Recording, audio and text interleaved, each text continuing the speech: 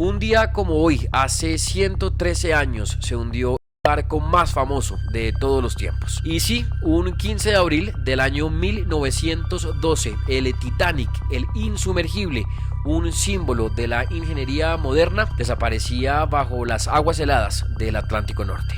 A principios del siglo XX, la humanidad estaba fascinada con el progreso, con los trenes, los aviones, la electricidad e incluso los transatlánticos. El Titanic sin duda era un símbolo de esa era, una obra maestra de la ingeniería británica. Incluso hay quienes decían que ni Dios podía hundirlo o destruirlo. Así que aprovechando la fecha, pues valdría la pena una microdosis de esta historia. El 10 de abril de ese año de 1912, el Titanic zarpó desde Southampton en Inglaterra con rumbo a Nueva York. Ese era su destino final. A bordo iban más de 2.000 personas, entre los que se encontraban empresarios, millonarios, importantes figuras de la época, pero también gente del común, turistas, la tripulación, y también viajaban inmigrantes que iban en búsqueda de ese famoso sueño americano. Ese era el viaje de sus vidas, pero sin saberlo también sería el último. Este además hay que recordar que era el viaje inaugural del Titanic que hacía la naviera White Star Line, que valdría también la pena echar rápidamente para atrás para sumarle un poco de datos a esta historia.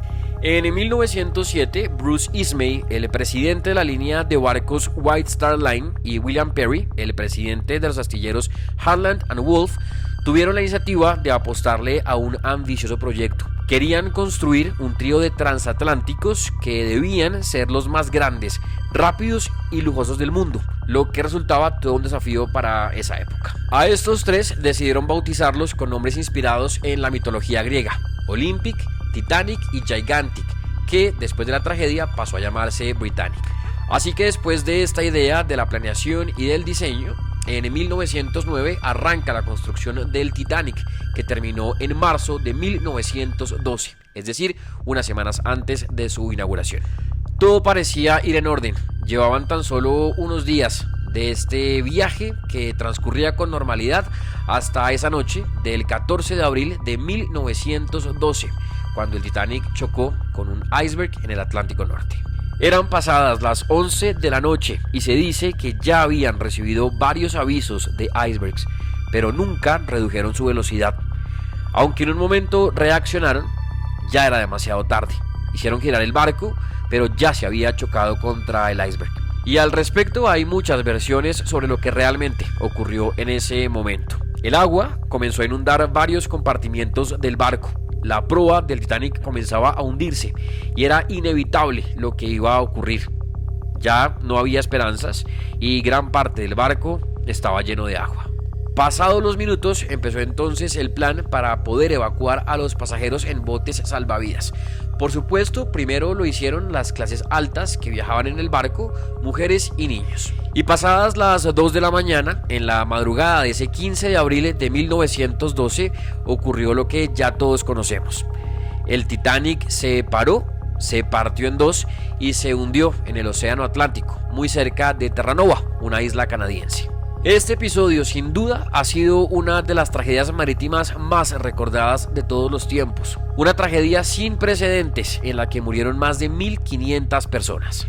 Y claro, una historia como esta trae consigo un sinfín de teorías conspirativas, que es lo que ha venido pasando con el paso de los años alrededor del Titanic. Una de las más conocidas dice que el barco que realmente se hundió no fue el Titanic, sino el Olympus, uno de los 3 barcos que habían diseñado, que era muy similar a este, y del que dicen además que también presentaba ya algunos daños. Otra, que va muy pegada a esta primera versión, dice que los cambiaron para poder cobrar un seguro.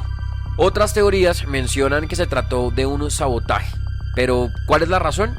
Dicen que algunos de los millonarios que viajaban en ese barco, en el Titanic, se oponían a la creación de la Reserva Federal en Estados Unidos. Y así como estas, hay un montón de versiones y de teorías alrededor de lo que realmente pudo haber ocurrido con el Titanic en ese año de 1912. Como otro dato curioso dentro de esta historia, es que los restos del Titanic fueron localizados el 1 de septiembre de 1985, es decir, más de 70 años después. Y es que alrededor del Titanic ha pasado de todo. Hay una emblemática película del director James Cameron que todos recordamos, hay documentales, hay museos y hasta expediciones al fondo del mar para conocer y poder ver lo que quedó del Titanic tantos años después.